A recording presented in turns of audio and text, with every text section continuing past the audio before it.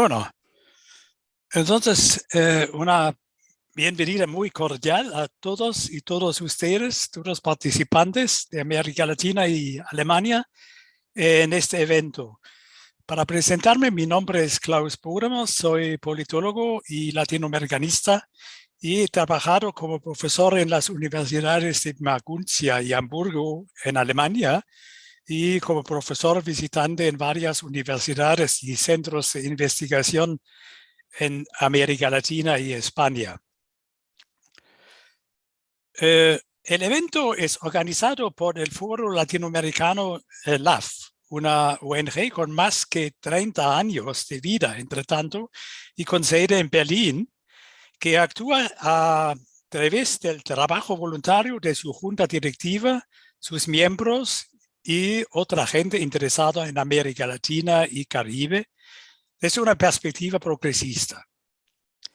Nos ocupamos de la situación política y económica de los países latinoamericanos, de la cultura, del medio ambiente, de la situación de la mujer, de los partidos políticos, sindicatos y movimientos sociales, y también de la política exterior de los países latinoamericanos y sus relaciones internacionales, en primer lugar, por supuesto, con Alemania y Europa.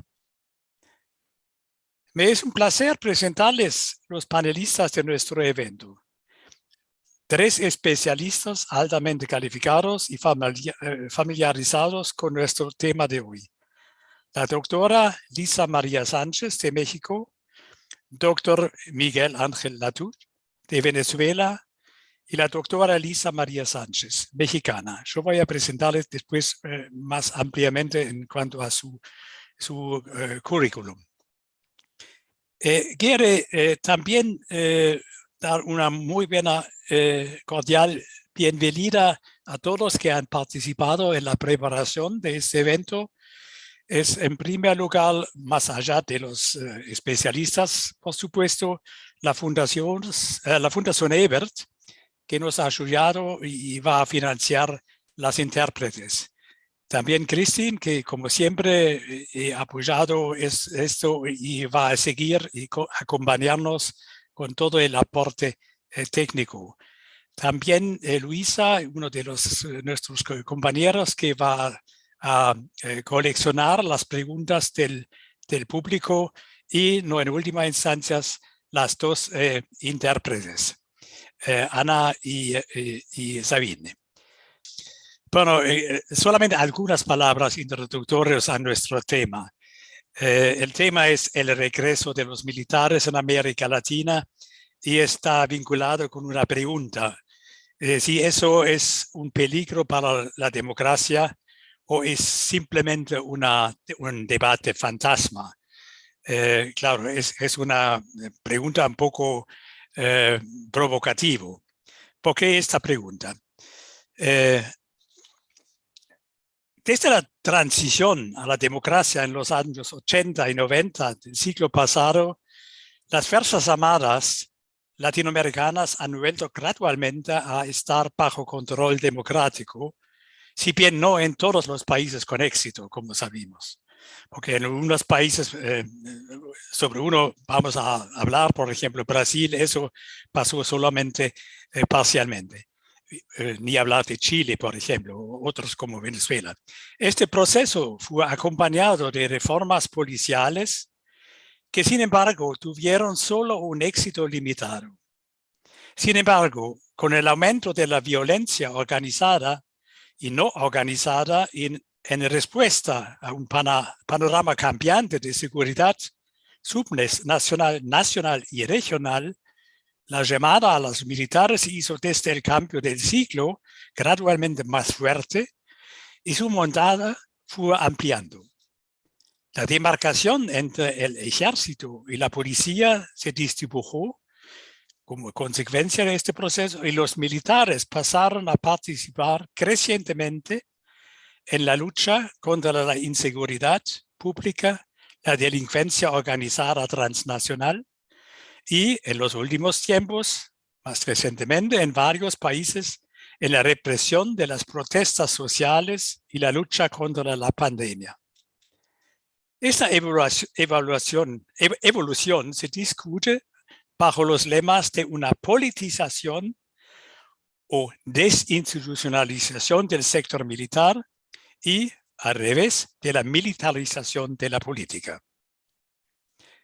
Frente a esta doble pregunta o doble desarrollo, surge la pregunta si y hasta qué punto la mencionada ampliación del papel de los militares y su nuevo protagonismo representan realmente un peligro para la democracia o quizás una vuelta a tiempos pasados, o no son en última instancia una expresión del fracaso del Estado y de las instituciones civiles y un fracaso de los esfuerzos de modernización, por lo cual la tesis del retorno de los militares como institución forma parte más bien de un debate fantasma. Eso es simplemente una pequeña introducción. ¿Qué pasó en los últimos años? Es en el tema como materia de investigación. Estudios comparativos serios sobre el papel político específico de los militares en los distintos regímenes políticos de América Latina no surgieron hasta después del cambio del siglo, despertando especial interés los casos de Venezuela, Honduras, Ecuador, Bolivia, Cuba, Colombia, México, Brasil, Perú y Chile. No son pocos países, como se puede ver. Lo que estos estudios comparativos tienen en común es la constatación de que los militares, incluso después de su retirada a los cuarteles, siguen siendo un factor de poder importante y a menudo subestimado en el panorama político latinoamericano. Y que en la mayoría de los casos, los militares fueron una corporación o una institución relativamente autónoma con intereses corporatistas y fuertes incentivos para involucrarse en los asuntos nacionales y el quehacer político y desafiar la primacía de la política ejercido por las instituciones democráticamente legitimadas. En el debate como el nuestro, con un plazo de tiempo restringido de máximamente de 2 horas, no podemos, por supuesto, tratar el tema incluyendo todos los países de la región, por supuesto. Más bien tenemos que restringirnos a algunos estudios de caso. Decidimos tratar los casos de 3 países que por su tamaño, su peso político, su importancia y el rol emblemático que juegan en la región nos parecen particularmente interesantes. Y esos son los casos de Venezuela, México y Brasil. Quizás al final podríamos abrir este panorama para sacar algunas conclusiones que se refieren a toda América Latina. Como Christine ya ha dicho, nosotros vamos en la parte central de nuestro evento hacer 2 rondas de preguntas, cada vez máximamente, más o menos una media hora, con cada vez 3 preguntas a los 3 colegas participantes. ¿Y cuáles son? Nosotros comenzamos con Venezuela. Y el experto que va a acompañarnos es el doctor Miguel Ángel Latouche. Es venezolano, politólogo, fue profesor asociado de la Universidad Central de Venezuela hasta 2020 y director de la Escuela de Comunicación Social en Caracas en los años 2006 hasta 2016. No está en Venezuela, lógicamente por motivos políticos, es guest lecturer en la Universidad de Rostock en el norte de Alemania. Entre sus publicaciones, quiere mencionar 3. Él ha editado con su colega en la Universidad de Rostock, Wolfgang Muno y Alejandra Gericke, el tomo recientemente publicado Venezuela, Dimension of the Crisis, a Perspective on Democratic Backsliding. Su segunda publicación es un artículo de él muy profundo con el título The Military Factor en este tomo que he mencionado.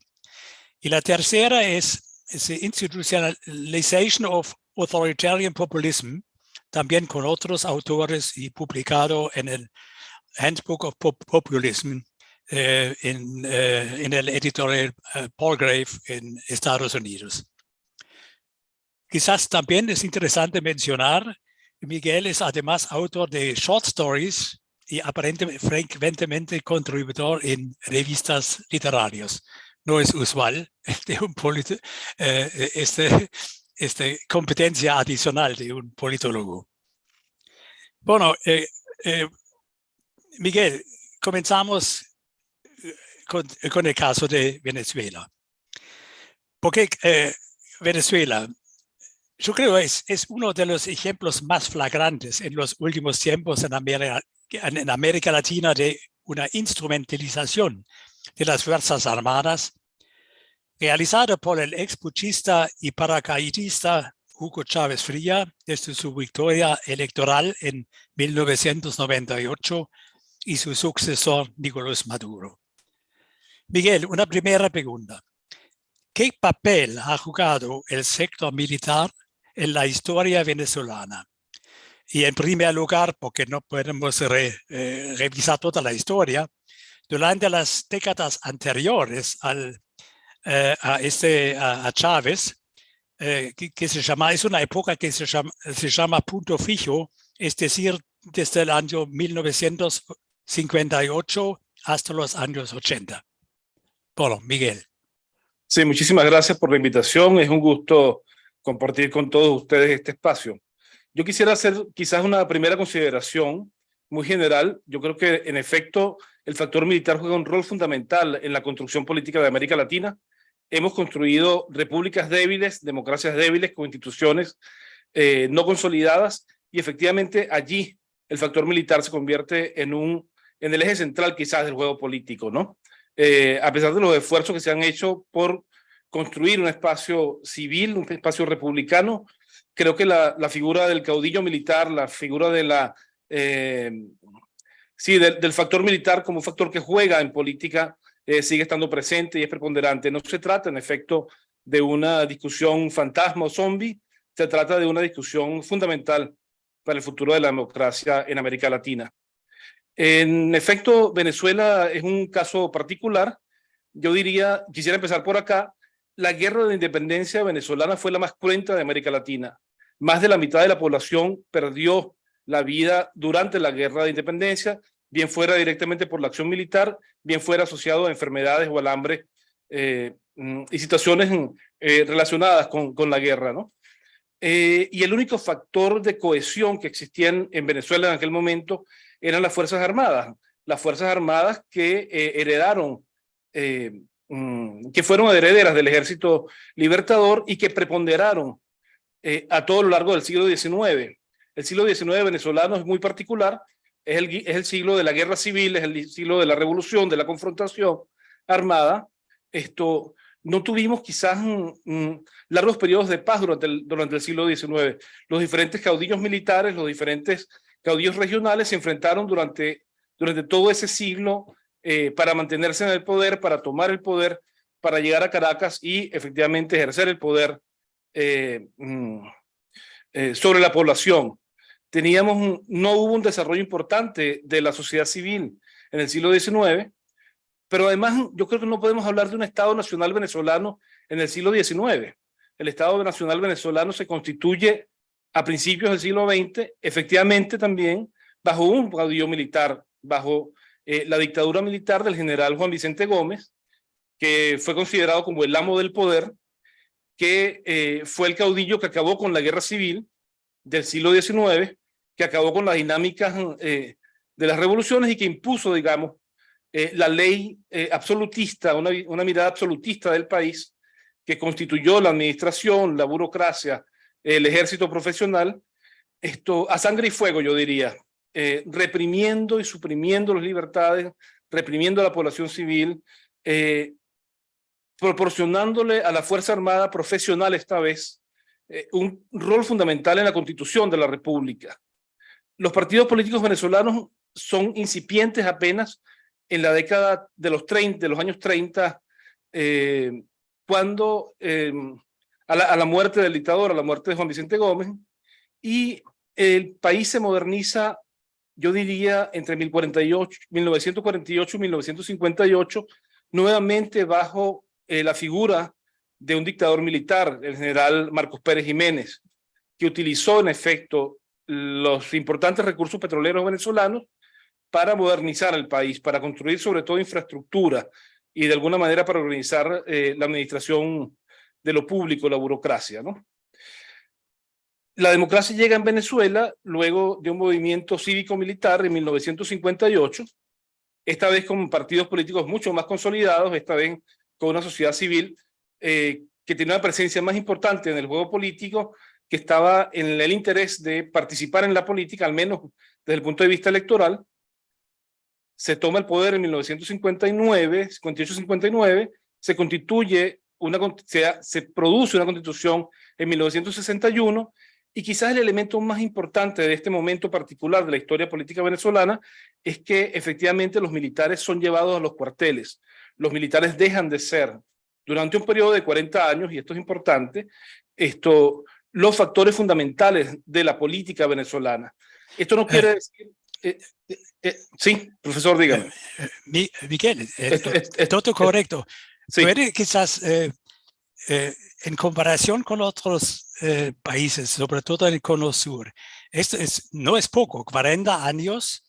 Y yo recuerdo cuando en los manuales Venezuela en estas décadas fue siempre, en cierto sentido, valorado como un país donde no hubo, como en otros países, un golpe del Estado, 40 años, y el sector militar fue altamente profesionalizado, ¿no?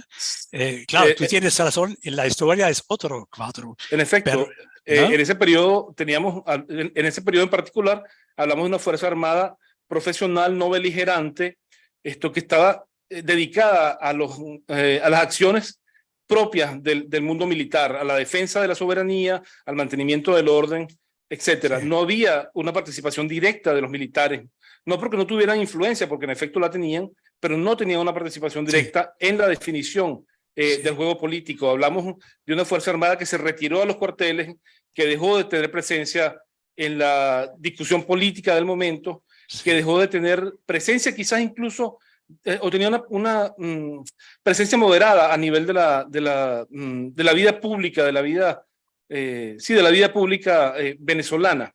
Y este es el gran logro de la democracia representativa venezolana, la posibilidad de colocar a la Fuerza Armada, al factor militar, bajo la ejida del mundo civil. Un presidente civil se constituyó durante estos 40 años como el comandante en jefe de las Fuerzas Armadas. Y para mí, que nací en la década de los 70, es interesante porque teníamos todos la percepción, al menos hasta los años 90, de que la Fuerza Armada era una institución en la cual había una unidad de mando que estaba bien estructurada, que era una Fuerza Armada profesional, que en efecto había un sistema coherente de funcionamiento dentro de la Fuerza Armada. Y esto fue así hasta los golpes de Estado de 1992, cuando este imaginario, ¿no? Porque de Venezuela se decía que era un caso especial, se le consideraba un caso excepcional dentro de la dinámica latinoamericana. Venezuela logró constituir, en efecto, una democracia en los años 70, 80, cuando prevalecían las dictaduras en el Cono Sur y en general en América Latina. Muy bien, eso me lleva directamente a la segunda pregunta. ¿Qué cambió entonces con la asunción al poder de Hugo Chávez en el sector militar y sus relaciones con el gobierno? ¿Cuáles fueron las causas de este cambio y las reacciones en el pueblo venezolano? Yo creo que no puede trazar un paralelismo, no es un proceso igual, evidentemente, equivalente, pero sí un paralelismo entre la caída de la República de Weimar y la desconsolidación de la democracia venezolana. En ambos casos, un sistema político que se había deteriorado, que había destruido sus instituciones, que había transitado por una crisis valorativa, quizás incluso Apple habla en el caso alemán de una crisis de la moralidad pública, que yo creo que era un caso similar en el caso venezolano, fue tomada a través de una vía electoral por un caudillo militar, digamos, ¿no? Con un caudillo que al menos había transitado por el mundo militar. Chávez llega al poder bajo el precepto de pueblo, caudillo y fuerza armada. Y efectivamente Chávez construye un sistema, un imaginario, en el cual la Fuerza Armada se constituye nuevamente en el eje central de lo político. A partir de la llegada de Chávez al poder, empezamos a ver un proceso de participación creciente de los militares en la vida política y pública venezolana. Incluso se les permite a los militares, por primera vez en la historia venezolana, participar por vía del voto, manifestar su voluntad a través del voto, pero además yo creo se les politiza. Yo creo que hay un proceso importante de politización. Esta Fuerza Armada venezolana se define como una Fuerza Armada chavista, como una Fuerza Armada que se debe al ideal que ha construido, el ideal populista, digamos, que ha construido el chavismo en la dinámica venezolana. Esta Fuerza Armada es una fuerza que no es autónoma, tiene unas dependencias políticas, pero además no es imparcial. Y esto dificulta mucho el proceso de construcción de la democracia en Venezuela, evidentemente. Venezuela, yo no podría decir que vivimos en una dictadura tradicional, pero efectivamente Venezuela vive en un sistema autoritario en el cual los militares tienen un peso específico muy alto, muy grande. ¿Y en qué consiste muy concretamente el poder político, económico y social de los militares? Porque eso es un caso también muy especial en Venezuela. ¿En qué consiste, perdón, profesor? En concreto. Sí, ¿en qué consiste? Su poder político, económico y social. Porque en las tres dimensiones tiene poder.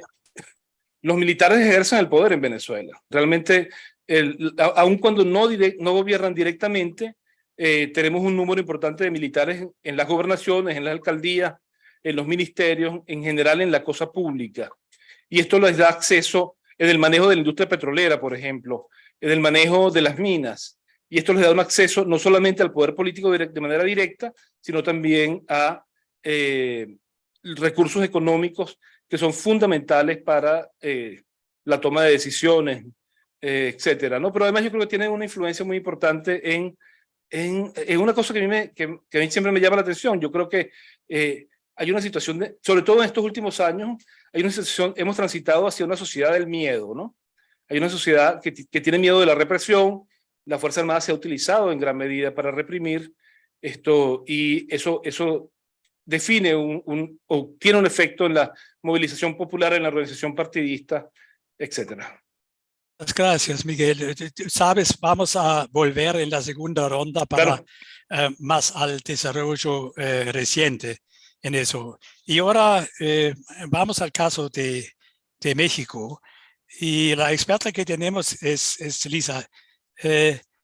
Elisa María Sánchez, para presentarle más en detalle, es especialista en políticas de seguridad, legalidad y justicia y de prevención social de la violencia y cultura de la legalidad. Desde 2018 es directora general de México Unido contra la Delincuencia, en las letras MUCD. Recibió la licenciatura en Relaciones Internacionales en el Instituto Tecnológico Estudios Superiores de Monterrey. Tiene una maestría en Ciencia Política por la Universidad de París y una maestría en Gestión Pública y Gobernanza por la London School of Economics and Political Science.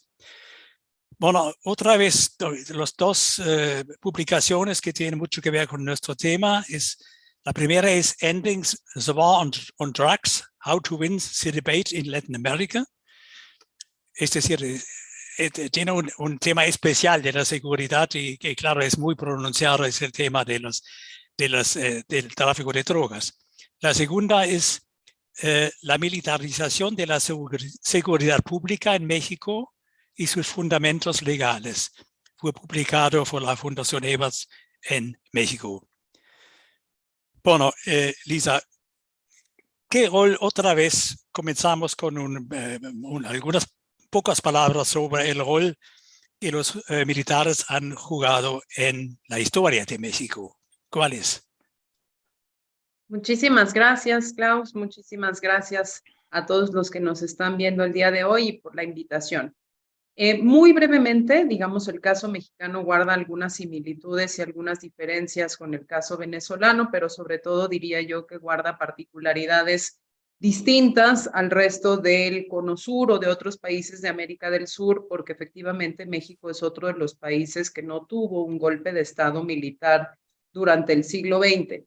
Sin embargo, nuestra historia a partir de la Guerra de Independencia de México tiene la similitud con Venezuela de un siglo XIX bastante turbulento, que culmina con un proceso de revolución a principios del siglo XX, a partir del cual se conforma el sistema político mexicano conforme lo vamos a ir conociendo incluso hasta nuestros días.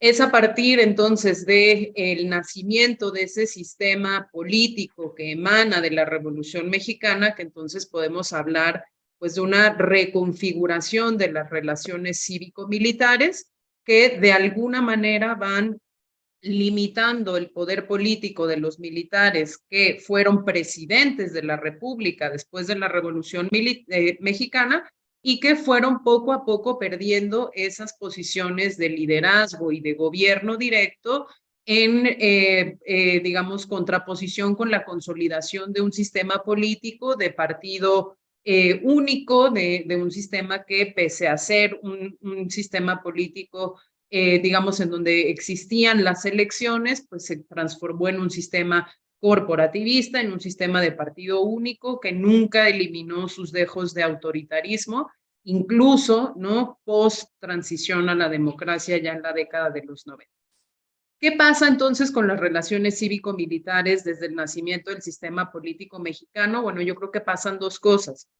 Uno es que si bien se pacta un proceso de subordinación paulatina de los militares a la autoridad civil, en donde la figura del presidencialismo mexicano y del partido único toma el simbolismo de los caudillos sin necesariamente llevar a caudillos activamente militares al poder, pues sí negocia una cierta sumisión con las Fuerzas Armadas que no cumple nunca un proceso completo e integral de reforma democrática de las Fuerzas Armadas y que por el contrario no pacta o garantiza esa subordinación no definitiva y no completa contra el gozo de privilegios muy específicos, tanto en términos de ser el actor de la administración pública federal en México genuinamente con más prebendas, con mejores salarios, con mejores regímenes de seguridad social, como el pacto también en términos de autonomía, fueros y privilegios, tanto legales como de facto, sobre todo a nivel local, en donde se incluía incluso márgenes para el aprovechamiento de posiciones de poder y de influencia política muy en lo local y hasta de beneficios económicos también muy en lo local. ¿Dónde estaba la subordinación a ese partido, a ese presidente que toma el simbolismo del caudillo de nuevo sin ser un militar en activo? En la no participación, sobre todo en cuestiones políticas presenciales, digamos, abierta, física, en actos políticos a nivel federal que pudieran ensombrecer la figura del presidente de la República.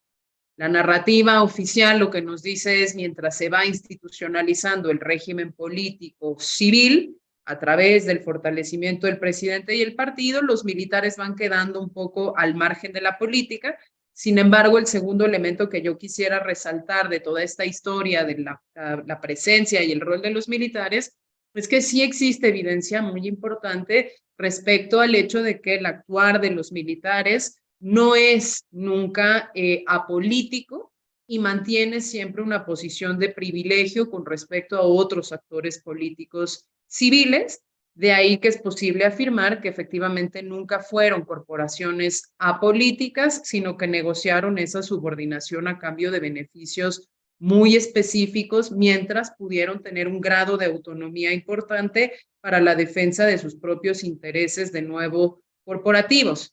Este arreglo, si quisiéramos decir, hacer un fast forward, digamos, desde esa consolidación del sistema político mexicano hasta la transición, se mantiene relativamente intocado hasta principios de la década de los 2000, ya formalmente inaugurando el siglo XXI, ¿no? Las relaciones cívico-militares se mantienen estables y aunque ya había iniciado un proceso paulatino de llamado a las Fuerzas Armadas para que desempeñaran tareas ajenas a la disciplina militar, particularmente en el control de guerrillas y movimientos sociales y particularmente también en las acciones antidrogas, estas no habían pues obtenido el nivel de permanencia que tienen hoy y las relaciones cívico-militares tampoco se habían visto trastocadas al punto de subvertir, por ejemplo, el principio de subordinación al poder civil, algo que ya empezamos a ver ahora. Cerraste tu micrófono, Claudio. Para acercarse más a la actual presidencia, como tú dijiste, la posición de privilegio de las Fuerzas Armadas en el sistema político también antes, es decir, en los últimos años, no se modificó sustancialmente con la transición a la democracia. Es un factor y el otro es quizás otro punto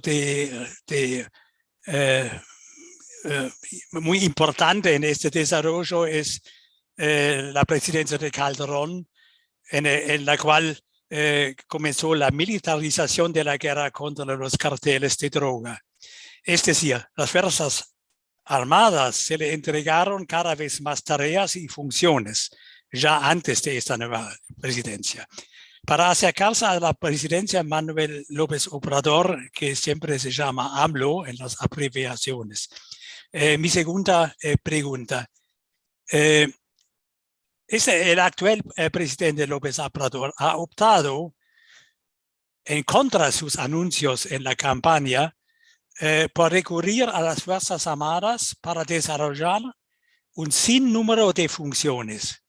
¿Cuáles son estas funciones que fueron también ampliadas bajo la presidencia de AMLO en contra de sus avisos, ¿no? ¿Cuáles fueron en concreto? Correcto, gracias, Klaus. Bueno, efectivamente, la transición democrática no cambia fundamentalmente la forma en la que el poder político civil negocia con las Fuerzas Armadas y efectivamente el proceso de militarización de la seguridad pública o este llamado de los civiles, independientemente de su reivindicación ideológica para desempeñar funciones de seguridad, comienza desde finales de los 90. Tampoco podemos decir que el principio puro está en la presidencia de Felipe Calderón, aunque el despliegue masivo de militares en las calles para realizar tareas de policías sí inicia formalmente con Felipe Calderón. Sin embargo, el cambio fundamental que estamos viendo en el tipo de funciones y el número de funciones que desempeñan los militares hoy en día en México sí se agudiza mucho con la presidencia de Andrés Manuel López Obrador. Si nosotros analizamos los últimos 12 años, ha habido más de 227 funciones gubernamentales de seguridad y de otras áreas de la administración pública que se le han dado a los militares para desempeñar, para ejecutar y que por supuesto llevan consigo su consecuente presupuesto. Más de 100 funciones de estas 227 se transfirieron en los últimos 4 años. Es decir, sí hay una agudización de ese fenómeno. Esas funciones ya no solo son seguridad pública, que está completamente transferida a las Fuerzas Armadas a través de la Fuerza Armada Permanente y a través de la Guardia Nacional, sino que incluye otras funciones, como que tomar control absoluto de la política migratoria, por ejemplo, tomar control absoluto de la administración de puertos y aduanas, tomar control de la construcción de infraestructura pública, hacer proveeduría de servicios educativos en educación superior a nivel estatal, tomar funciones también de desarrollo de obras emblema, digamos, de esta administración, como puede ser la construcción de trenes, de aeropuertos, de refinerías, de bancos, etcétera. De la misma manera, por ejemplo, que también tomaron el control de las comunicaciones marítimas y la posibilidad de administrar el comercio exterior, lo que dejó a la Secretaría de Comunicaciones y Transportes pues con 2/3 nada más del total de su mandato, y así sucesivamente se ha ido perdiendo control de las funciones civiles a favor de los militares. Esto es particularmente preocupante, no solo porque genera una erosión en la calidad de los servicios otorgados por la administración pública civil y una erosión del gobierno, digamos, civil en México, sino porque con cada una de las funciones que se le han ido entregando a las Fuerzas Armadas, como ya lo decía, viene aparejada una asignación presupuestal adicional que crece mucho el poder económico de las Fuerzas Armadas y sobre todo que les entrega posibilidad de incidir en la toma de decisiones y la conducción del gobierno, más allá de que estén capacitadas para hacerlo o no. Y cerraría esta parte, Klaus, diciendo nada más las motivaciones por las cuales esto se ha dado, al menos narrativamente, o las justificaciones con las que esto ha logrado como, pues digamos, la aceptación social que en otros países a lo mejor hubiese ya generado una reacción de rechazo muy importante, tienen que ver con seguir machetando o seguir insistiéndole al público en general, por ejemplo, que ha habido un fracaso en la construcción de instituciones civiles, que las instituciones militares son más eficientes y eficaces en términos también de ahorro de los presupuestos públicos, aunque esto no sea cierto, que no son corporaciones susceptibles a la corrupción y que por lo tanto es mejor mantenerlas a ellas ocupadas con todas estas funciones. Y por último, y creo que esto es particularmente relevante frente a la crisis del paradigma neoliberal, ¿no? Que cualquier retorno de las funciones otorgadas a las Fuerzas Armadas a manos civiles significaría una vuelta al control de las élites neoliberales sobre actividades económicas específicas, por ejemplo, algo que solo pueden evitar y salvaguardar las Fuerzas Armadas precisamente por el manto de seguridad nacional que les permite evadir controles democráticos y que les permite rendir cuentas y sobre todo pues representa, ¿no? Un elemento disuasorio muy importante para el resto de los actores políticos civiles de atreverse a retirarles todas estas funciones. Muy bien, muchas gracias. Es interesante en cuanto a estas cantidad de funciones que fueron agregados, que AMLO mismo rechaza la hipótesis de una militarización. Es muy raro. Por ejemplo, además, una cosa que es muy emblemático, AMLO ha creado una Guardia Nacional, por ejemplo, incluir a los militares a un consejo científico que planea la inversión gubernamental en investigación, innovación y tecnológica. Y también tú has mencionado que ha instrumentado a los militares para implementar proyectos favoritos que le permiten recordarle, ¿no? Esos son señales tan claras que parece muy raro que el presidente estará rechazando este reproche. Bueno, entonces vamos al tercer caso, vamos a volver, ¿no? al tema México, por supuesto en la segunda ronda. Al tercer caso es el caso de México, de Brasil, y tenemos como experto doctor Rodrigo Lenz, algunas palabras de su vida científica. Rodrigo es brasilero, doctor en ciencia política, y desde 1921 es profesor de ciencia política en la Universidad de Brasilia. Entre sus publicaciones, quiero mencionar también 3. La cuestión militar en Brasil y el retorno del protagonismo de los militares en la política. La segunda, muy estrictamente vinculada con la primera, es el pensamiento político de los militares en Brasil, mudanzas y permanencias en la doctrina. Y la tercera, República de Segurança Nacional, Militares y Política no Brasil, escrito en portugués y traducido por la Fundación Rosa Luxemburg en un paper publicado en Alemania en el año pasado. Bueno, Rodrigo, una primera pregunta, o antes de la pregunta. En Brasil, el poder de los militares que han gobernado al país más de 2 décadas, de 1964 hasta 85, continuó siguiendo significativo también después de la transición democrática, que para recordar simplemente fue una transición negociada. El legado de la misma se evidenció en la presencia de actores políticos sociales que favorecieron el mantenimiento de la autonomía militar. Eso en términos técnicos que siempre surge en esta temática en Brasil.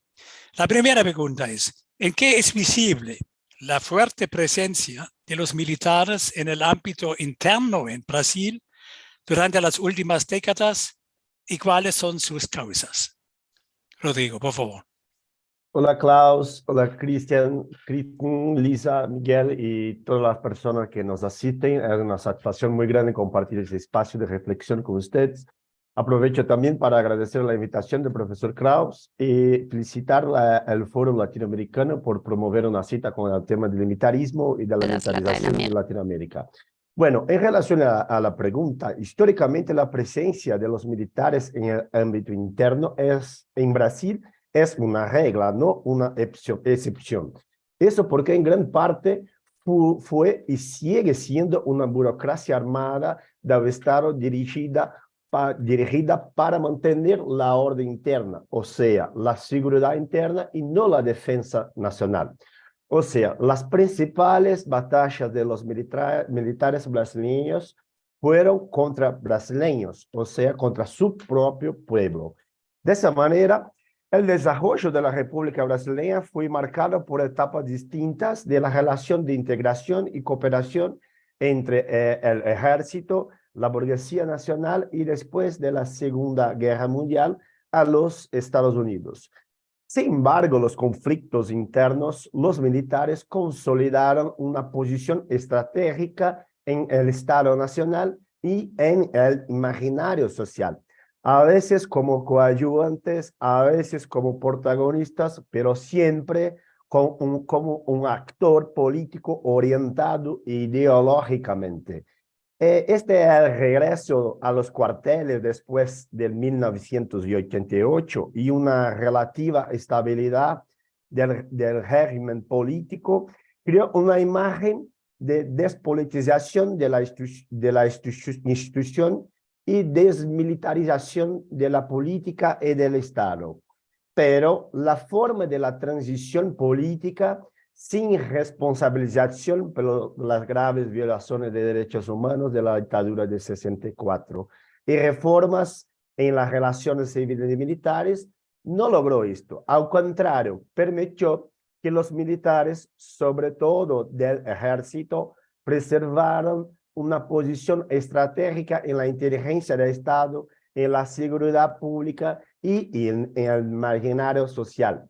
Y así adentro a la segunda parte de la pregunta, ¿en qué se fundamenta? ¿Cuáles son las causas de este desarrollo? Bueno, estas respuestas todos estamos buscándolas. No se sabe con certeza qué pasó, pero así como otros y otras expertas, tengo algunas hipótesis. La primera motivación creo que es la crisis de la democracia liberal en Brasil y también el agotamiento del acuerdo entre las clases sociales que se estableció después de la Guerra Fría. Entonces, el militarismo fue la respuesta para la crisis de la legitimidad política, así como fue en toda la historia republicana brasileña. Pero hicieron esto con gran contribución de los partidos de la izquierda, que negaban que el carácter ideológico de los militares les concedía cada vez más espacio en la política, como se hace en México.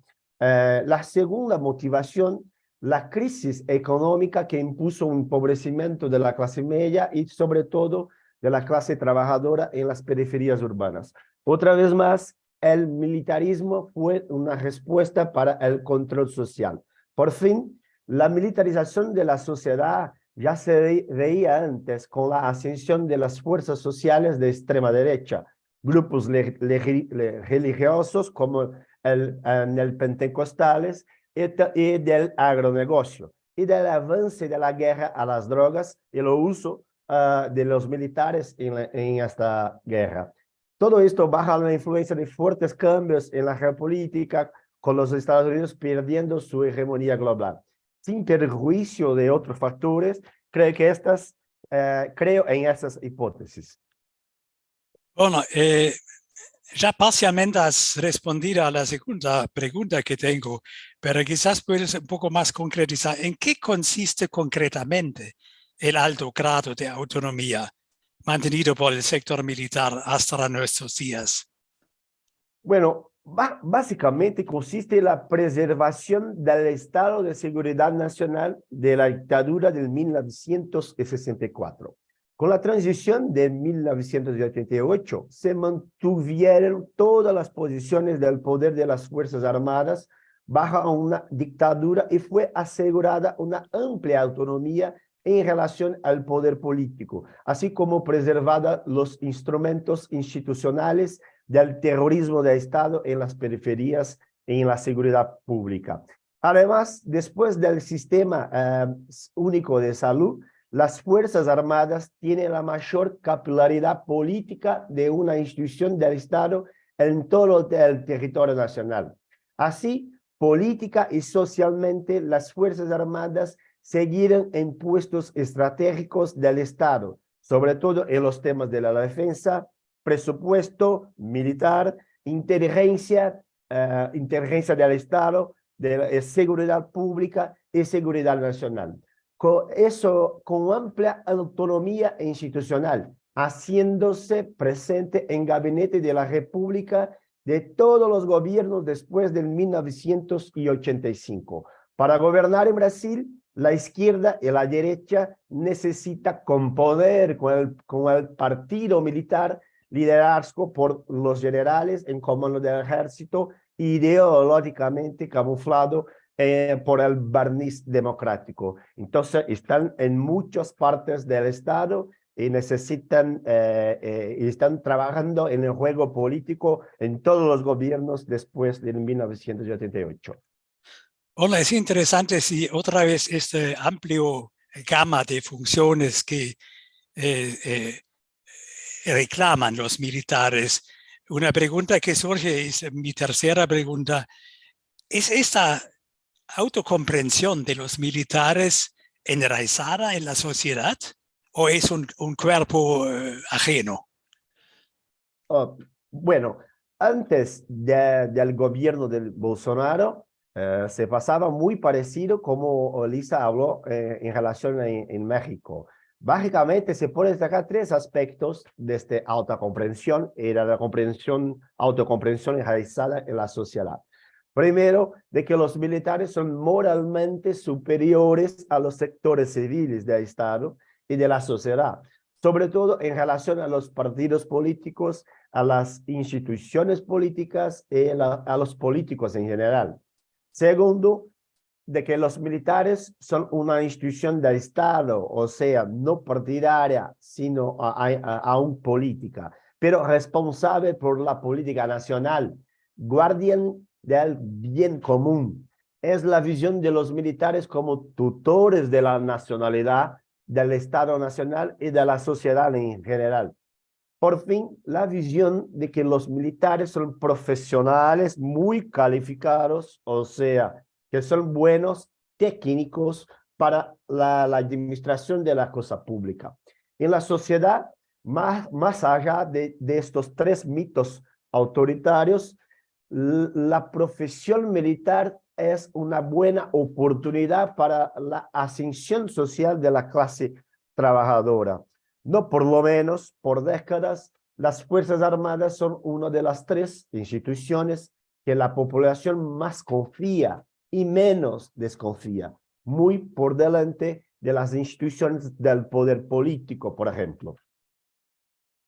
Para agregar solamente un aspecto más, esta continuidad en la autocomprensión de los militares y también la aceptación en la sociedad es prácticamente un denominador común en toda la época de la transición democrática. Hay expertos que hablan de una democratización permanente en Brasil, ¿no? Es un término que está circunscribiendo eso.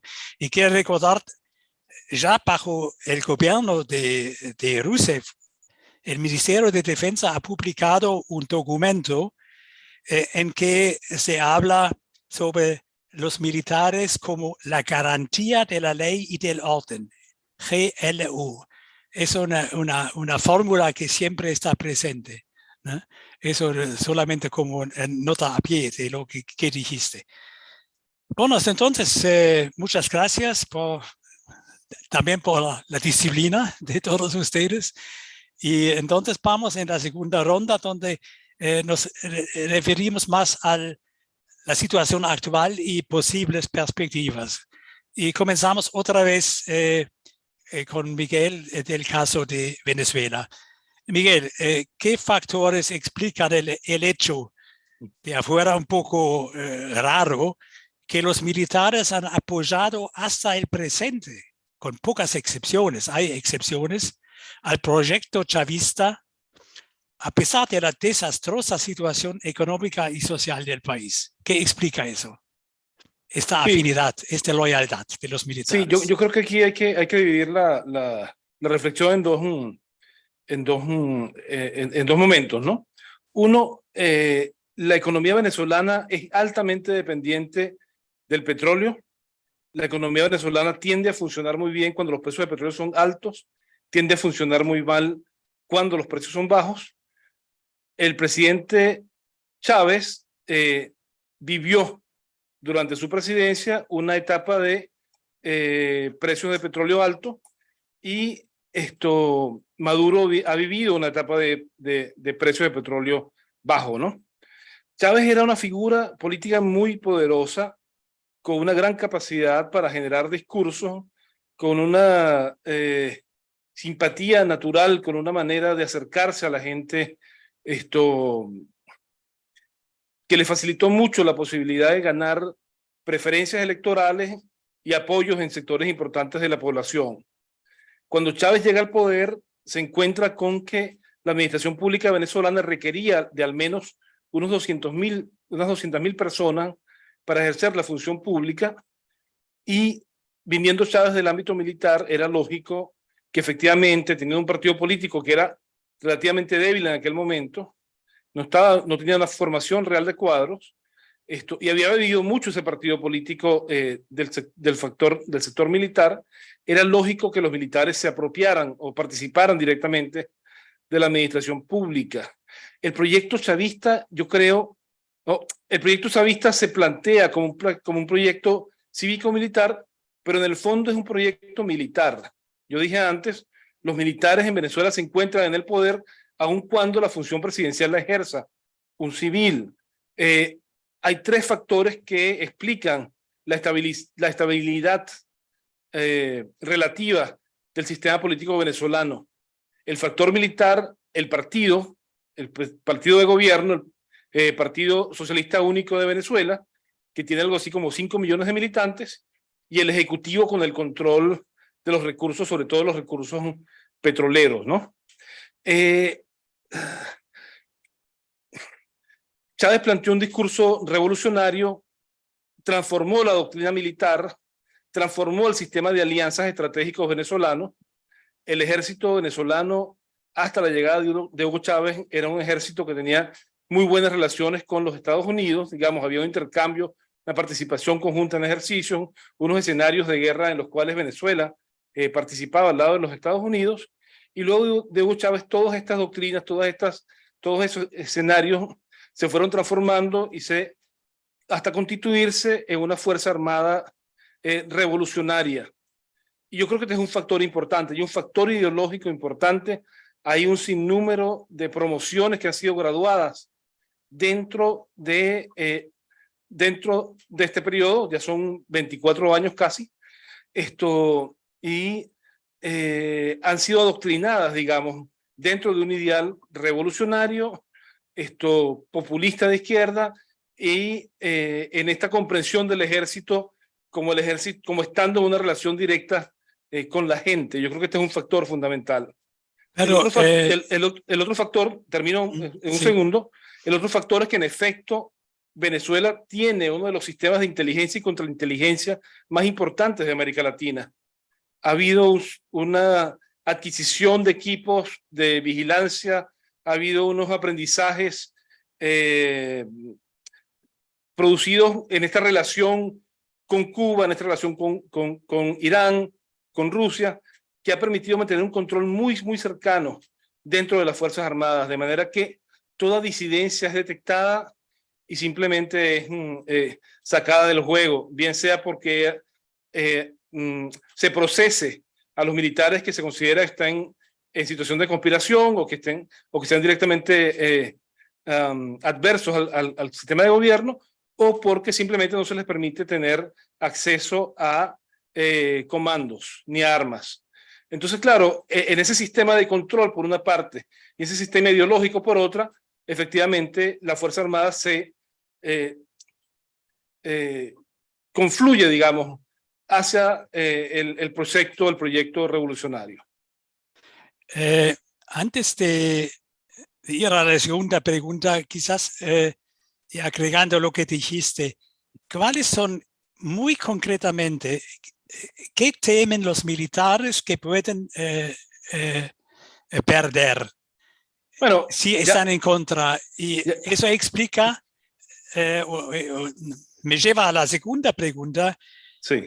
Hay una probabilidad que los militares, o por lo menos ciertas fracciones de esta corporación, se van a distanciarse de Maduro y alinearse con la oposición.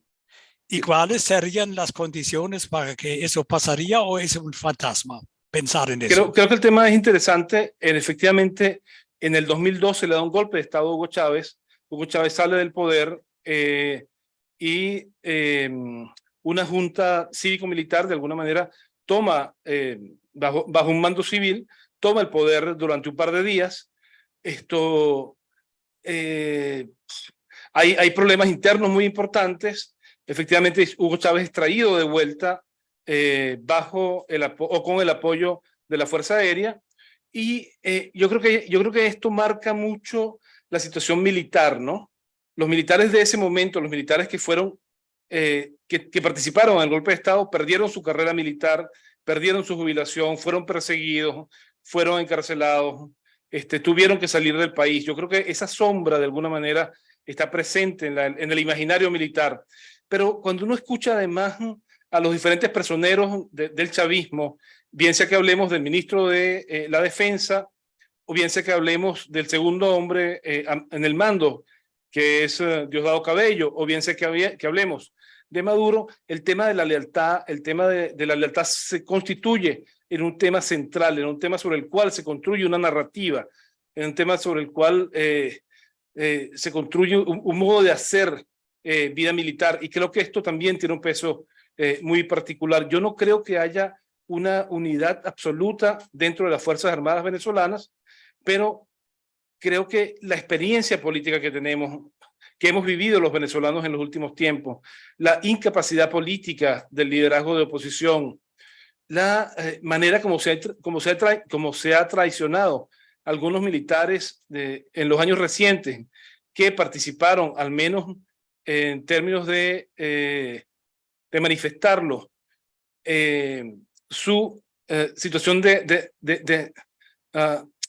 el hecho de que se encontraban en contra del régimen de Nicolás Maduro en particular. Esto le hace a los militares pensar mucho en la posibilidad de participar en un movimiento armado en contra del gobierno venezolano. Creo que la ausencia de un liderazgo civil sólido, consistente, suficientemente inteligente como para entender el momento político que viven los venezolanos, para construir voluntades, para convocar a la participación pública en la calle. Creo que la experiencia de derrota que hemos vivido los venezolanos en términos de las protestas populares, que han sido muchísimas. Yo le comentaba a alguien hace poco que yo marché en contra del gobierno desde el 2000 hasta el 2015, 16 al menos. Es mucho tiempo para una población. Hay un cansancio vital en la gente, hay miedo en la gente. Y en ese sentido, entonces, pensar en un movimiento militar contrario al gobierno es muy complicado, pero además el gobierno ha sido muy hábil en construir la imagen del enemigo externo. Toda esta prédica antiimperialista, sobre todo durante el gobierno de Donald Trump, de alguna manera tiende a unificar a las Fuerzas Armadas. Sí. Creo que además dentro del liderazgo político venezolano se ha descalificado muchísimo a militares, se les ha cuestionado su capacidad profesional, se les ha cuestionado su moralidad, y entonces es muy difícil, después de que uno cuestiona a un sector en particular, salir a pedirle el apoyo posterior, ¿no? Sí, creo que todos estos factores juegan en contra sí. de un movimiento militar en contra del gobierno.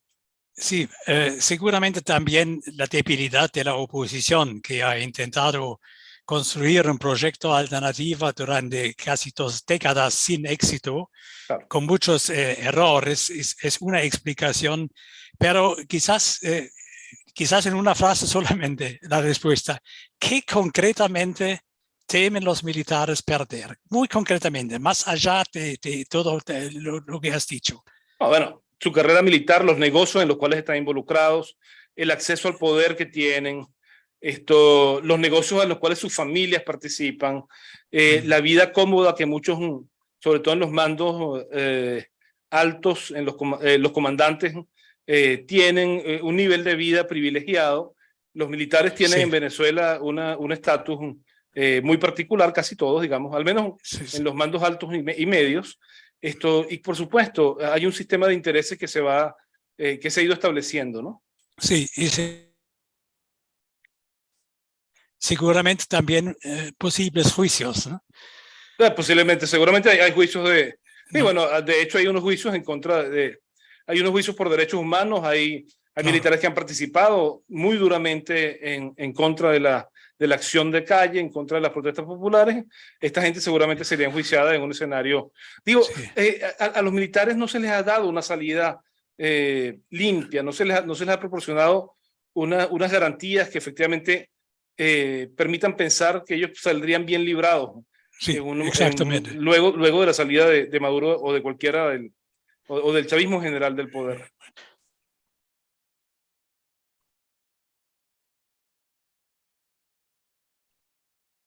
Micrófono, profesor.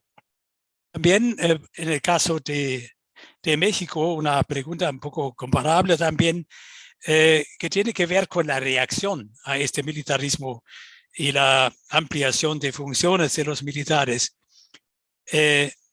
Elisa, ¿cuál es la reacción de la sociedad a la militarización de la política y la politización de los militares bajo el gobierno de AMLO? Porque seguramente hay una reacción, ¿no? Sí, creo que lo más importante que hay que decir y hay que contextualizar es que incluso si el proceso de militarización está muy acentuado ahora, como no es nuevo, siempre ha habido reacciones a él, aunque han sido reacciones minoritarias y reacciones poco exitosas para detener ese avance y esa profundización. Esas reacciones lo mismo han estado en minorías legislativas que han dado la pelea por al menos recuperar algunas partes civiles de las instituciones que se crean o al menos detener el grado de avance de la militarización en términos de reformas constitucionales y de leyes generales. Lo mismo que han estado desde la sociedad civil, que se ha dado a la tarea no solo de documentar el proceso, sino también de litigarlo en cortes nacionales, de llevar el caso mexicano a juicio en tribunales internacionales, sobre todo cuando se trata de la participación de militares en violaciones graves a los derechos humanos, y también ha estado en poder vincular este tema fundamentalmente con preocupaciones de la comunidad internacional y de la comunidad nacional que tienen que ver con cuáles son las implicaciones de la militarización y el militarismo para la viabilidad democrática de México y sobre todo para la posibilidad también de solucionar algunos de los problemas más importantes como el tema de seguridad y la reforma democrática del sector seguridad. Ahora, habiendo dicho eso, hay que completar este argumento con pues la otra cara de la moneda. Las Fuerzas Armadas no han sido actores pasivos de la militarización. Al contrario, han sido actores particularmente activos que han tenido planes de cabildeo legislativo, de acción política y de influencia en la opinión pública, al menos desde 1994, pero ha sido muy claro que en los últimos 10 años, dentro de las Fuerzas Armadas, con este aumento que bien decía Miguel también de sus posibilidades de espionaje e inteligencia, pues han sabido medir muy bien el termómetro social, le han sabido medir muy bien cuándo es el momento de pugnar o no por reformas legislativas que les den más poder o mayor protección frente a lo que ellos perciben que son riesgos de su participación en funciones ajenas a la disciplina militar, y en ese sentido se ha construido en México un relato muy importante que mayoritariamente acepta la idea de que México no tiene otra opción para atender sus problemas de seguridad y otros que no sean las Fuerzas Armadas, y por el otro lado ha aceptado un relato, ese sí, muy bien construido desde la presidencia y liderazgo de Andrés Manuel López Obrador, de que no hay una militarización, sino una civilización de las Fuerzas Armadas que al ser desprendidas de sus tareas de disciplina y doctrina militar y al ser utilizadas en otras cuestiones como la construcción, el reparto de programas sociales, etcétera, y no así la defensa nacional, entonces lo que está pasando es que se está desmilitarizando la función militar y se está policializando la función militar, volviéndola cada vez más civil.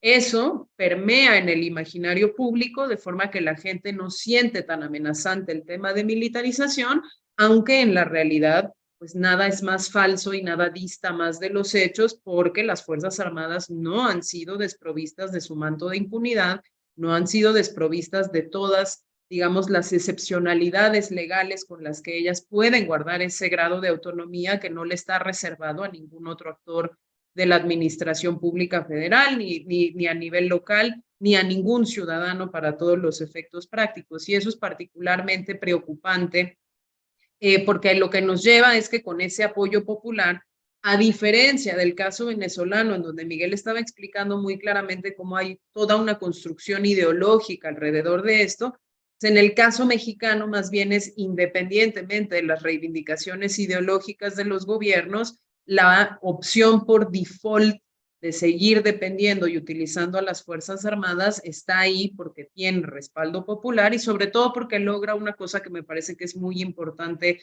comprender, logra la desresponsabilización política de quien tiene la obligación en los gobiernos civiles de ejercer las funciones que se le dan a los militares y de entregar los resultados que no han podido entregar sus antecesores en administraciones previas.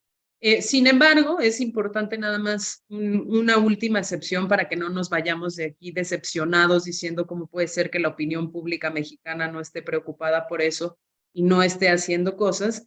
Hay estudios muy interesantes que ya demuestran que si bien las Fuerzas Armadas son la corporación mejor calificada, que la gente confía en esto y sobre todo que confía en los argumentos del presidente de que estamos civilizando y policializando la función militar, cuando a la gente se le pregunta por participaciones específicas de los militares, como si le gustaría o está de acuerdo con que pueda catear su domicilio, o si le gustaría o está de acuerdo con que asuma otras funciones como el desarrollo de centros turísticos y demás, la gente tiende a responder que no, porque efectivamente 15 años de experiencia en el crecimiento de la violencia letal y los derechos y las violaciones a los derechos humanos le hacen ya tener una experiencia un poco más cercana a lo que significa la brutalidad de las Fuerzas Armadas y los riesgos a su seguridad.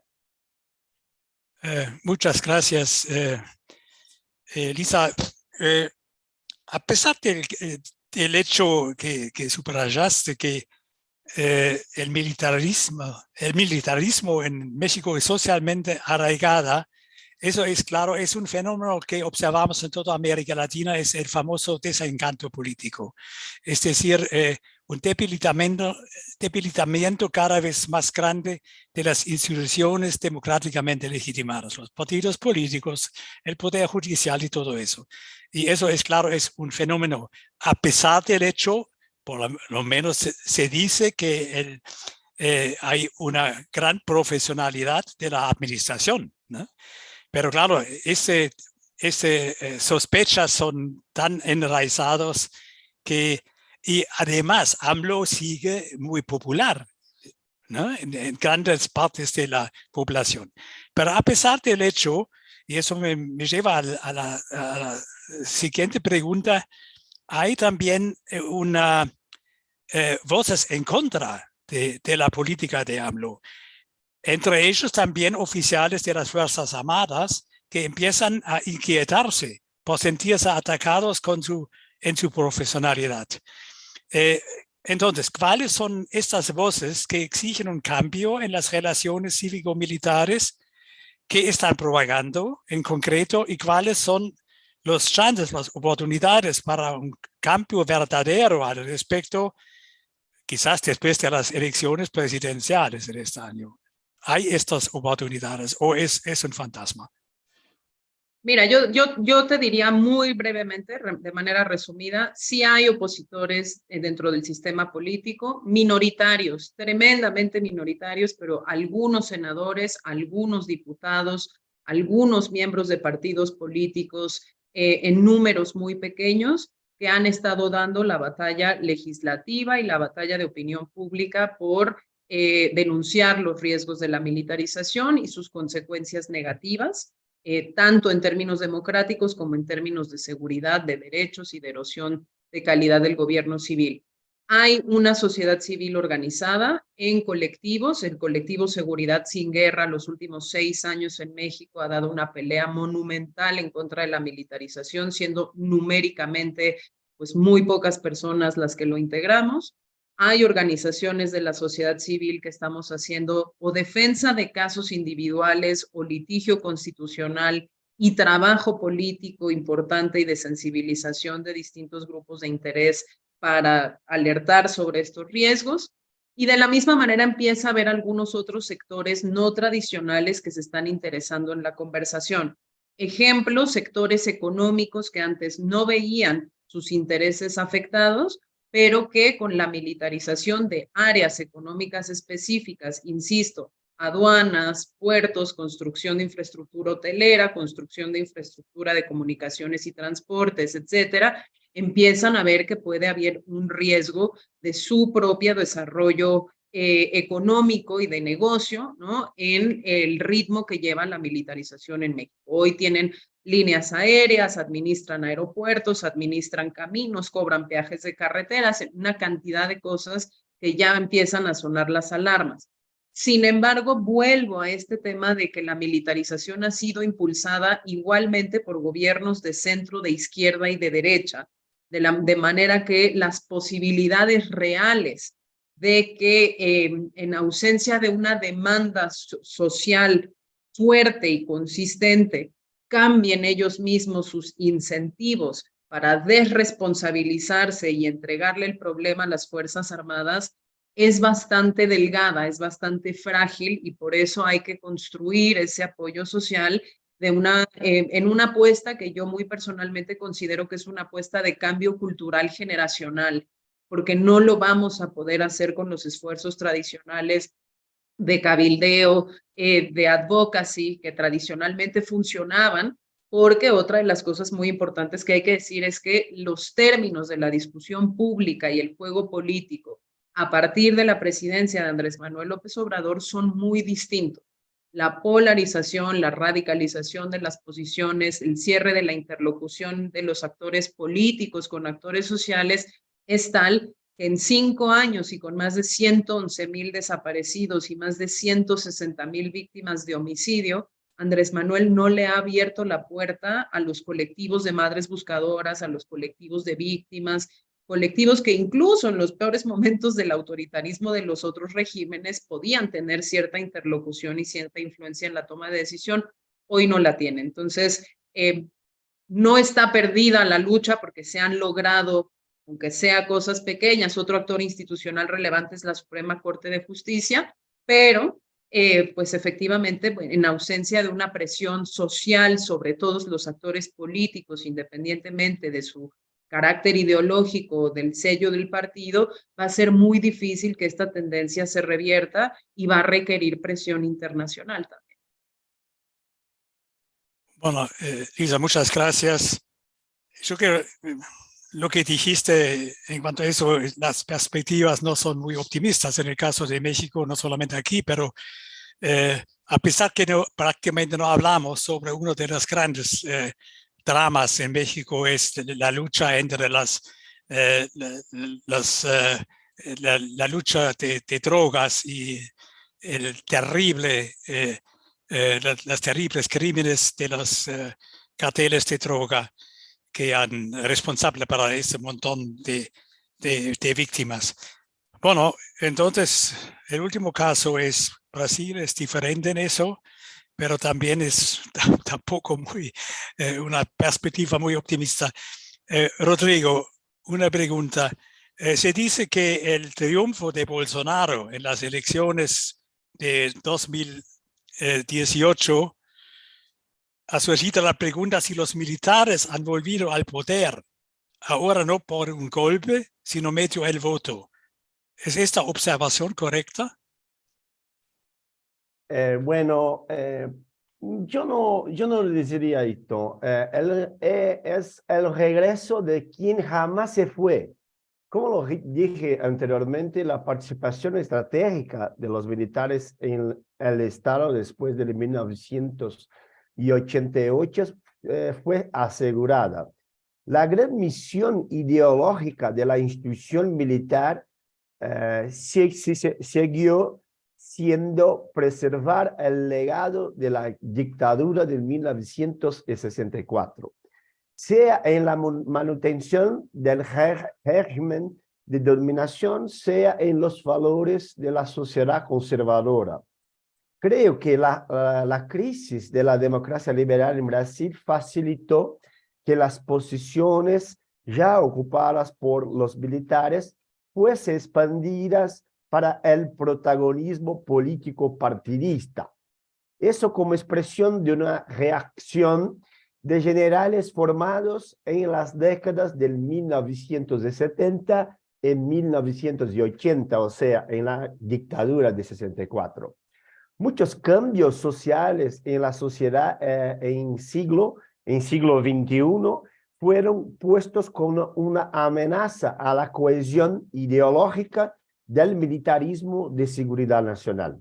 Acerca del método que permitió ese protagonismo, creo que la cultura política brasileña acepta con naturalidad actos de excepción electorales. El derrocamiento del Partido de los Trabajadores en 2016, mientras el agotamiento del lulismo y la prisión del favorito en las encuestas a 6 meses de las elecciones de 2018, o sea, de prisión de Lula, fueron ampliamente apoyados por los Estados Unidos y también la oposición política de derecha y centro-derecha en Brasil. Entonces, como a lo largo de la historia brasileña, la ascensión de los militares al poder político es sinónimo de la coerción como una moneda política. Y creo que se pasó lo mismo en relación al gobierno de Bolsonaro recientemente. Claro, ahora no podemos profundizar el tema de Bolsonaro, sería un propio seminario, pero lo que es claro en cuanto a los militares, que el poder de los militares en los diferentes ámbitos ha vivido un nuevo auge, ¿no? Hablando de la escuela de ministros hasta su propia vida, ¿no? Es como Chávez, él también es militar. Pero quizás ahora porque no tenemos mucho tiempo, vamos al desarrollo reciente. En cuanto a eso, una pregunta. La politización de los militares y la militarización de la política que ha experimentado bajo con Bolsonaro un nuevo empuje. ¿Cuáles fueron los elementos centrales para este desarrollo? Y un desarrollo que finalmente enfocó en el tema del golpe fracasado en el diciembre del año pasado. Nosotros sabemos que el intento de golpe fracasó gracias a las reacciones decididas del nuevo presidente, la tercera vez, de Lula da Silva. ¿Cuáles fueron estas reacciones? ¿Significan ellas un verdadero cambio de las relaciones cívico-militares en favor de la democracia bajo el tercer gobierno de Lula da Silva? Claro, es un poco difícil especular, pero ¿qué piensa?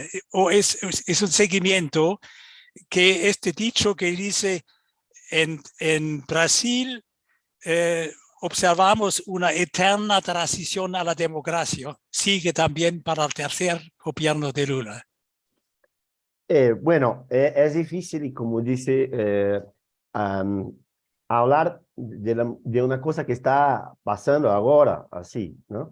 Pero que yo creo que son muchos los acontecimientos que pueden demostrar decisivos después de las elecciones y que impidieron lo intento del golpe. Voy a destacar acá tres. ¿Ah?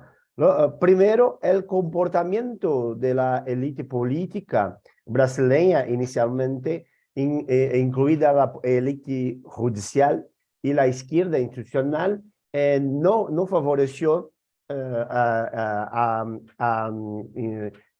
impedir el intento de golpe. Todos creían que los militares no eran de la extrema derecha y que apostaron y por esto apostaron en viejas posturas de cooptación, o sea, con espacio político, como si los militares así no intentarían un golpe de Estado. Lo segundo, creo que la amplia adhesión del ejército a las protestas de militantes de extrema derecha en frente de los cuarteles también fue un cambio de postura también importante para los civiles, porque lo ejército permitió que amplios grupos de extrema derecha quedaban enfrente de los cuarteles buscando un golpe de Estado liderazgo por el ejército. Y eso se pasó después de la elección de Lula y después también de que Lula asumió el poder hasta el 8 de enero. Entonces, la gente que hizo el intento del golpe salió del cuartel general del ejército en Capital Federal. Y bueno, lo tercero, creo que, y ahí sí, aquí, creo que impidió el intento de golpe, que fue decisivo, la amplia movilización de resistencia democrática nacional y también internacional, incluso el propio Estados Unidos con Biden, que impidió la tentativa de creación de un ambiente favorable para el golpe de Estado.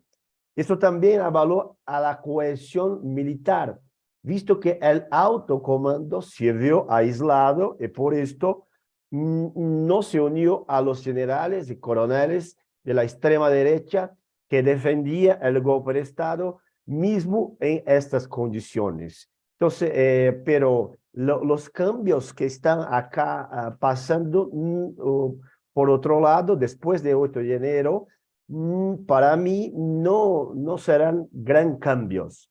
La acción principal que creo que está pasando fue dar una solución civil y no militar para defenderse del intento de golpe. Así logró una amplia unión nacional en defensa de la democracia, aislando los militares. Con eso también se hizo un clima favorable al cambio de los comandos militares, con generales dispuestos a aceptar el resultado electoral y trabajar por la estabilidad de las relaciones civiles y militares. Pero, como les dice, lo que sucedió todavía no se puede llamar de verdadero cambio. En verdad, Lula hizo un acuerdo con los militares. La manutención de los principales puestos en el Estado Nacional con pequeñas reformas para reducir la participación política, sobre todo en la inteligencia del Estado. En cambio de esto, obediencia y estabilidad. Creo que hoy en Brasil tenía un día festivo de la independencia de Brasil y muchos símbolos de esta obediencia se fueron dados. Y entonces, para simbolizar en este acuerdo que ahora en Brasil hay, pero esto no será un cambio estructural en las relaciones civiles y militares.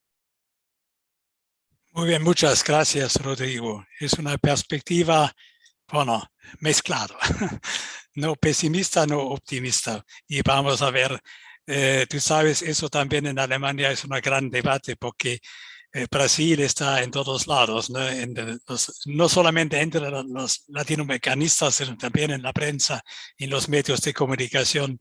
Se está observando con mucho interés lo que pasa ahora en el tercer gobierno de Lula. Bueno, muchas gracias. Hasta este momento tenemos que abrir nuestro podio para el público. Muchas gracias para su disciplina de todos los tres y las muy interesantes comentarios a nuestra temática. Entonces voy a dar la palabra a Luisa, que es la responsable para coleccionar las voces pro en contra, las preguntas, por favor. Sí, muchas gracias, Klaus. A ver, ya coleccioné como algunas preguntas del chat y ya tenemos como 2 preguntas que están como direccionadas a ustedes todos y pues una después para Rodrigo y más una para Miguel. Y así me encantaría como empezar primero con las 2 preguntas que están direccionadas a todos. Y bueno, me gustaría como juntarlas de una manera, así las voy a leer las preguntas ahora. Entonces, la primera sería, además de la politización de las FFA, ¿hasta qué punto se corre el peligro o se sabe que están involucradas en negocios ilegales, ya sea como narcotráfico o explotación minera, etcétera?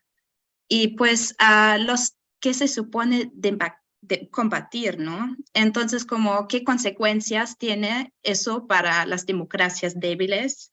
Eso sería como la primera. Y pues la segunda se refiere como a, pues, ¿tienen los militares en sus países temor alguno de las denuncias de violación de DHH ante cortes internacionales y los pronunciamientos que que estas hacen, pues pueden llegar a temer algo? Entonces es más una cosa como, ¿qué opinan ustedes?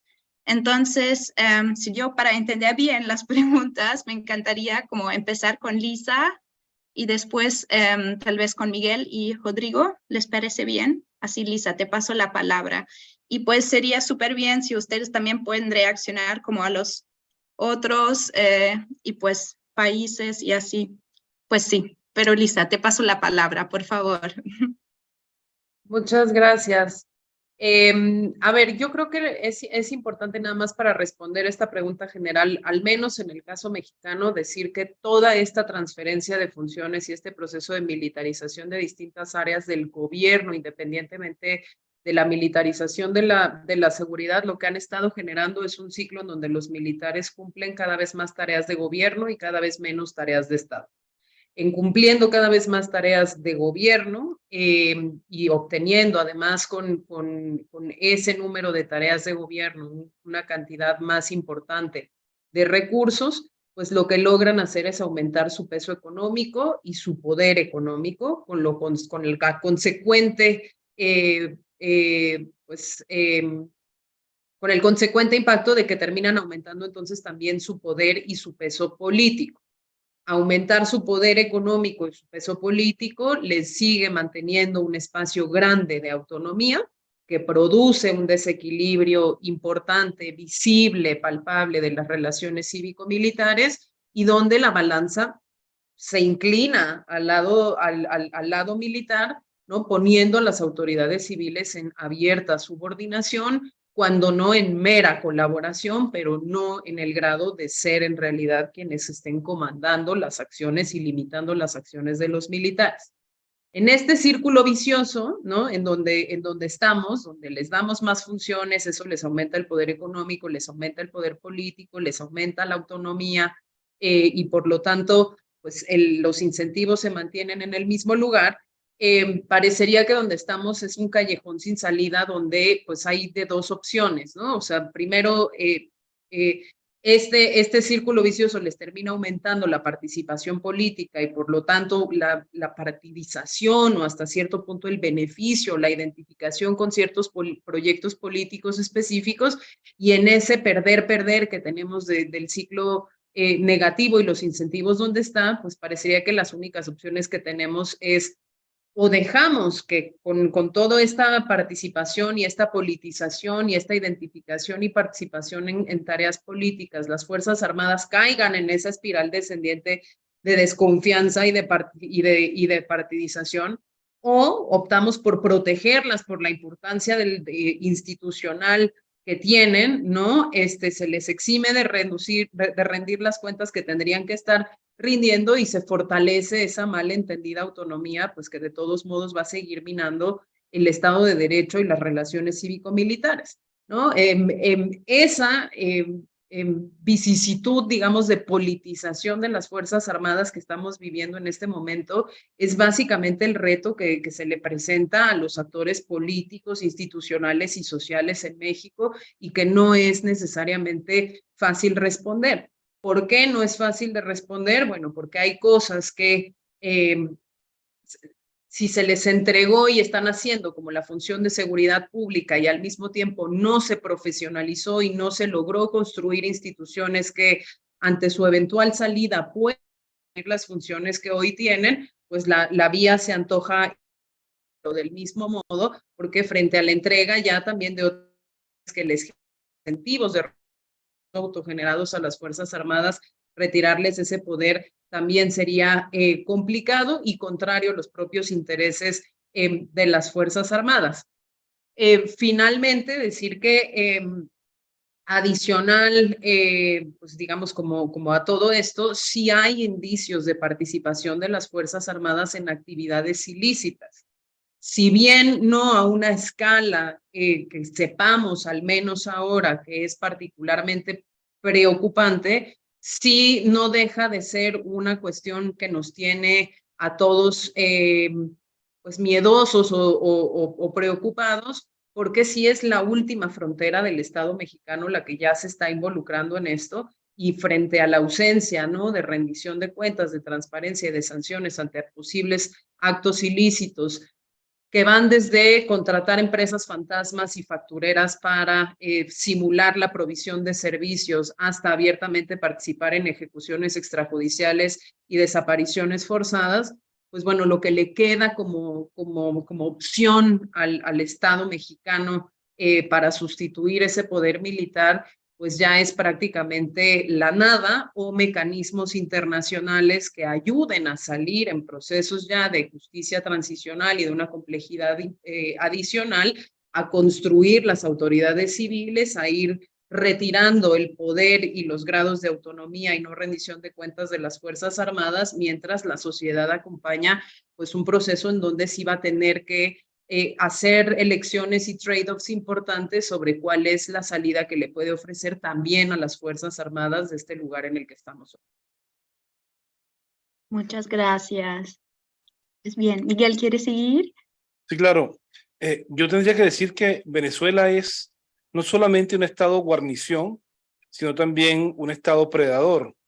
Es decir, un estado que en lugar de proveer bienestar para la sociedad, preda sobre los recursos naturales, las riquezas del estado y preda sobre la sociedad. Entonces, en los últimos tiempos hemos visto un proceso en el cual la sociedad civil ha visto reducida su ámbito de funcionamiento, no solamente en términos de la pluralidad del Estado, de la nación, sino además en términos de la posibilidad de participar en la administración y en el ámbito público, ¿no? Todas las tramas, y esto hace que el Estado sea muy poderoso, y esto hace que quienes predan a su vez del Estado, en un rol en el cual los militares juegan un papel muy importante, participe en todos los negocios asociados. Los militares venezolanos están involucrados en todos los negocios lícitos e ilícitos que se producen en el país, en casi todos, en todo caso, para no exagerar, y esto hace que efectivamente las Fuerzas Armadas participen de o estén involucradas en muchísimos hechos de corrupción que tienen que ver o que van desde la distribución de gasolina, de medicinas, alimentos, hasta el manejo de la riqueza petrolera. Hubo hace muy poco un inmenso escándalo asociado con el manejo de la industria petrolera venezolana, un escándalo de corrupción, una purga consecuentemente, y además con negocios que son ilícitos, ¿no? Entonces, claro, no hay una situación de normalidad en Venezuela, hay una situación más bien en la cual una casta político-militar o cívico-militar se ha apropiado de las riquezas del país y ha generado un modus vivendi, un estilo de vida, una dinámica de bienestar asociada con las riquezas del Estado. Y en términos de, perdón, del tema de los derechos humanos, yo no creo que los militares, los militares venezolanos apuestan por la permanencia del régimen político. Si el régimen político permanece, evidentemente no tienen ninguna preocupación, yo creo, mayor en relación al dictamen que pueda tener una Corte de Derechos Humanos internacional, porque a fin de cuentas vivimos en un mundo multipolar en el cual es difícil imponer el mandato de las Cortes, ¿no? En el cual las Cortes no tienen una capacidad efectiva para aplicar una sanción. Entonces yo creo que la apuesta de los militares que han actuado en contra de los derechos humanos es precisamente el mantenimiento del gobierno en el largo plazo. Creo que estarían mucho más preocupados por los juicios de corrupción que se están haciendo en contra de algunos personeros del gobierno y militares en los tribunales de los Estados Unidos. Creo que eso les preocupa muchísimo más. Es súper interesante, muchas gracias. Pues Rodrigo, ¿quieres cerrar? Bueno, yo no tengo casi nada para decir. Lisa y Miguel ya pusieron todo lo que pienso para Casa de Brasil. Y decía, voy a acrescentar solamente, agregar solamente una cosa que es que no hay, yo pienso así, no hay lo crimen organizado, lo narcotráfico y otras formas de criminalidad sistemática sin la participación de agentes del Estado. Entonces acá en Brasil el narcotráfico es como si fuera una parte del Estado, y la parte del Estado militar. Tiene un militar estadual y federal. En gobierno Bolsonaro, un militar en la comitiva, o sea, en la comitiva presidencial, un avión militar fue atracado en España con cocaína, con una maleta así llena de cocaína. Entonces, esto está como en la normalidad. No creo pero que en Brasil también hay un problema con la Amazonia. Entonces, muchos muchos crímenes en relación a los recursos naturales en la Amazonia. También están involucrados militares y sobre todo militares de las Fuerzas Armadas. Entonces, para mí es una cosa que ya está puesta. En relación a la cuestión de derechos humanos, en Brasil seguramente no hay una preocupación de los militares con esto. Hay ocurre que hay una amplia cultura de la impunidad que se preservó, o sea, en Brasil ninguno militar fue responsabilizado por cualquier crimen de la dictadura militar. La fuerza militar hace festivos, hasta hace poco, hacía festivos a respecto del 1964 como un hecho histórico por la democracia. Entonces, la cultura de impunidad acá en Brasil se impide que exista una preocupación con los derechos humanos a nivel internacional. No creo esto. Pues muy bien, gracias, muchas gracias. Entonces me quedan como dos preguntas y así, pero viendo el tiempo, porque todavía queremos tener suficiente tiempo para cerrar la sesión bien y dar las palabras de cierre, así tengo una pregunta para Miguel y una para Rodrigo, y así les pido como que me responden esa pregunta súper rápidamente y brevemente. Y así, empezamos con Miguel. La pregunta es, en el caso de Venezuela, ¿cómo ha influido la militarización en la percepción de la sociedad sobre los militares? También en un posible proceso de transición a una redemocratización, ¿cómo abordar el tema militar? Por favor, Miguel. Sí, es una pregunta muy compleja para responderle en poco tiempo, ¿no? Pero yo diría que en primer término la sociedad venezolana se ha subordinado al ámbito militar, ¿no? Se ha subordinado o se ha ido, ¿no? No es casual que casi, no sé, 7 millones de personas venezolanos han salido del país en las últimas diásporas, ¿no? Es una idea de salida que está asociada con una situación país muy particular, ¿no? Y por otra parte, la sociedad está subordinada, quiero decir, no hay una situación de protesta sistemática, no hay una capacidad, yo creo, de poner en jaque al gobierno en términos políticos, no hay una capacidad de organización política que permita una transición en este momento, y además yo creo que hay una situación de miedo muy importante, ¿no? Si hubiese un proceso de democratización en Venezuela, yo creo que un país como Venezuela, lo decía el presidente Rómulo Betancourt en algún momento, hace unos 50, no, 60, 70 años atrás, no sé, decía, un país como Venezuela no puede no tener fuerzas armadas porque Venezuela tiene unas riquezas naturales muy importantes que deben ser protegidas. Hace falta un proceso de transición de las Fuerzas Armadas, no es algo que no haya sucedido en el país. Las Fuerzas Armadas venezolanas se democratizaron luego de la dictadura militar de 1948 al 58. Yo creo que hace falta una Fuerza Armada profesional, hay que limpiar los factores, digamos, revolucionarios y la ideologización populista dentro de las Fuerzas Armadas, pero es un proceso posterior. Yo creo que hay que pensar primero en cómo transitar hacia la redemocratización del país, cuáles son las opciones que tenemos para lograr ese objetivo y cuál es el proyecto nacional que se está planteando, que se pudiera plantear, ¿no? Wow, eso fue muy rápido. Perfecto, muchísimas gracias. Yo sé que fue una pregunta compleja. Entonces seguimos para Rodrigo. Con el resurgimiento de los BRICS y pues nuevos centros de poder, entiéndase China, además de la actual confrontación alrededor de la Ucrania, ¿qué pueden estar pensando los militares que tienen o tuvieron una cierta buena relación de trabajo con Estados Unidos, pues sus FFA, sus numerosas bases en la región?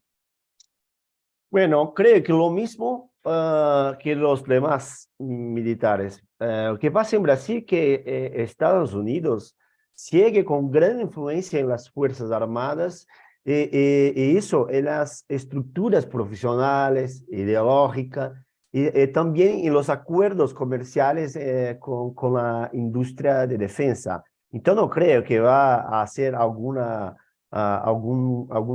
cambio muy fuerte de este predominio o influencia de Estados Unidos.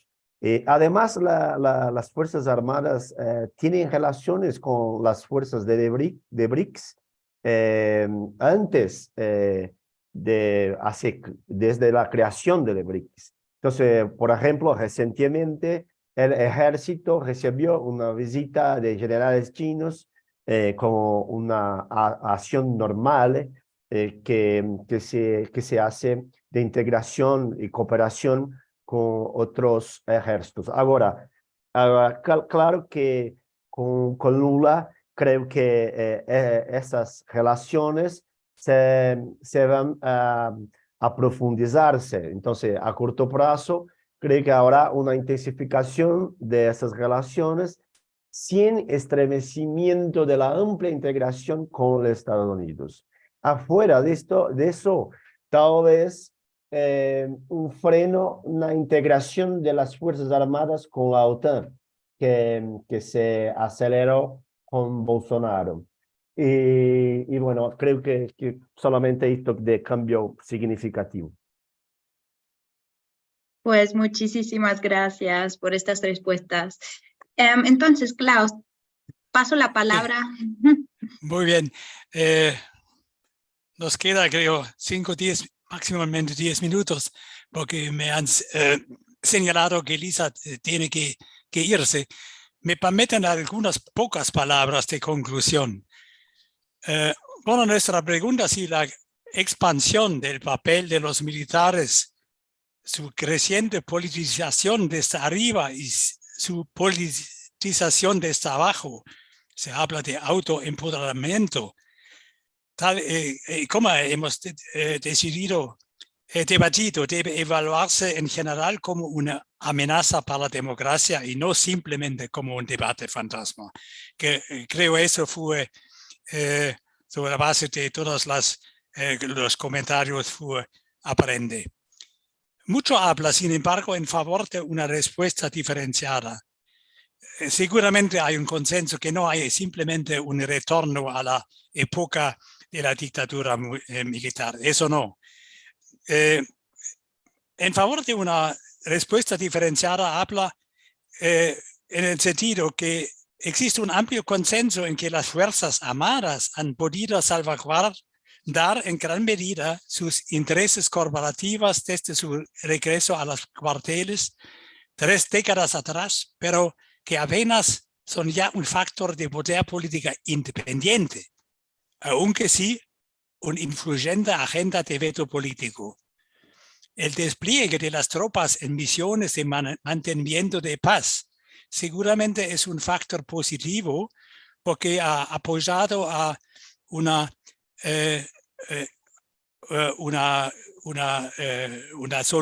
solución, pero un debilitamiento de conflictos, de polarizaciones. En cuanto a su rol en el ámbito interno, la respuesta es mucho más fácil, mucho más difícil, sobre todo en el caso de la lucha contra la violencia. En este caso, los resultados empíricos muestran que las fuerzas militares que consideran que su principal tarea es asegurar la unidad de la nación y su desarrollo contra los factores de perturbación internos debido a la ausencia de un enemigo externo, utilizan no pocas veces la violencia y la brutalidad masivas contra las protestas callejeras y las revueltas en las cárceles, pues no distinguen entre perturbadores y opositores. Los gobiernos se aseguraron el apoyo de los militares como una de las instituciones más estables, eso vimos también, para asegurar y legitimar el poder.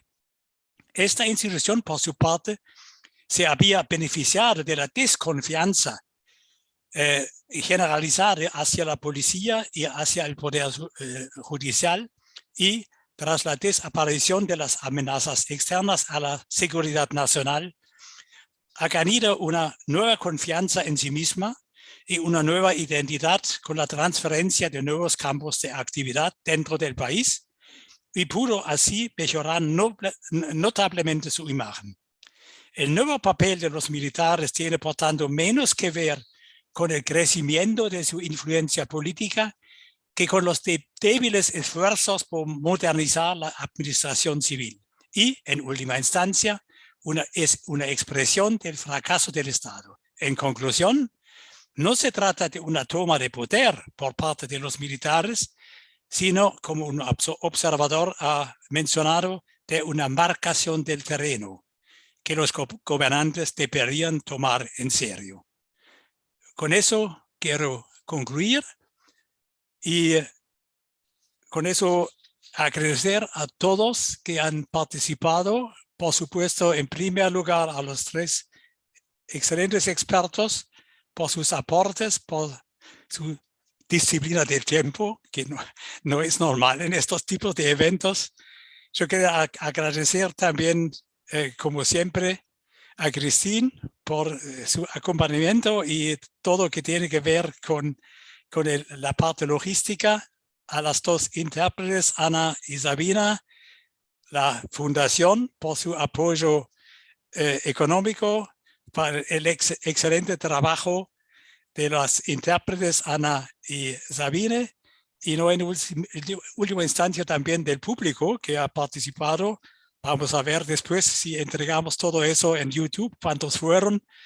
Muchas gracias a todos y bueno, hasta la próxima vez.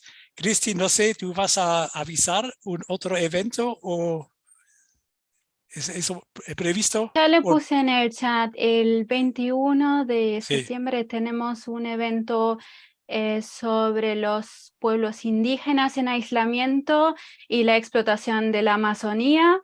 Va a tener lugar a las 19 horas, vía Zoom de nuevo, y contamos con su participación. Muchas gracias. Y finalmente, para no olvidar, Luisa, también es una tarea no fácil, yo sé, coleccionar preguntas y agrupar en pocas preguntas. También, por supuesto, un agradecimiento a ti. Bueno, muchas gracias, una buena noche, una buena tarde y quizás hasta la próxima vez. Muchas gracias, hasta la próxima. Luego.